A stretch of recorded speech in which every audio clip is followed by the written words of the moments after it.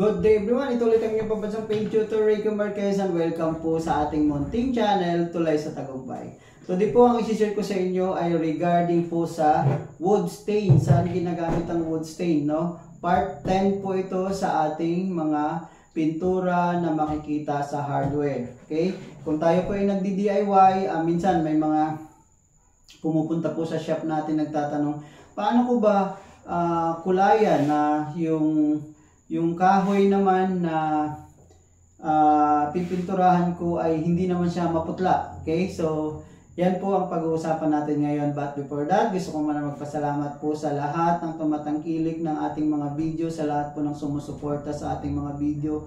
Maraming salamat po sa inyong lahat, lalong-lalo na po yung mga group ng vloggers din na tumutulong po sa atin. At yung mga nagko-comment po sa ating mga video na syempre, na nakatulong po yung ating mga video sa kanila. Maraming salamat po sa inyo lahat. Okay? So ito na po ang ating topic ngayon about po sa wood stain. So ang wood stain po, marami pong brand po yan sa market, no? Ito po ay oil wood stain. Meron din po yung NGR wood stain or yung deep penetrating na wood stain. So ito po yung picture, no? Medyo wala akong sample ngayon dyan. Nandun sa isang tindahan. Okay, so ito po ay gawa ng Davies na oil wood stain. Okay, paano to ginagamit? Halimbawa, yung kahoy mo ay naitayo na yung, halimbawa, lamesa na lang, no? Bago mo siya babarnisan, nalinis mo na siya, ano mo na siya. So bago ka mag-apply ng top coat o varnish o lacquer, so bago ka, halimbawa, clear coat, no? So, i-stain mo muna yung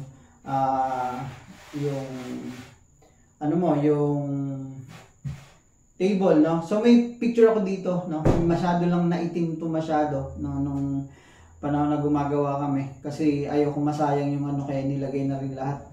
Okay? So, wala na ibang paggagamitan, kaya medyo mapula. Okay, so ganun lang po. Then, pag natuyo siya, liliha ka, then saka ka mag-a-apply ng clear coat, no? Medyo ingatan lang po natin kasi oil to. Pag nilagyan mo ng maraming oil, alam naman natin, magtutuklap po yan. So, ibig sabihin, pag nag-stain ka, tama lang, then lilihain mo siya, light sand, na hindi naman siya mawawala, no? And, ganun na po, magki-clear coat ka na, okay? So, ito po ay wood stain na walnut, gawa ng Davies, at ito naman po ay maple, gawa naman po ng Boysen. Meron din po yan si Hudson, maraming brand sa market. Okay, so yun po ang trabaho niya lang talaga, is lagyan o dagdagan ng kulay po ang ating mga wood para po mas maganda yung output kapag cleaner coat na po natin. Okay? So yun, kung may mga katanungan kayo regarding sa wood stain, just comment below lang po at sikapin po nating masagot ang inyong mga katanungan. And yun, maraming salamat. Thank you for watching po everyone. Ito po ulit ang inyong pambansang paint tutor, Rico Marquez. Good day and happy painting po everyone.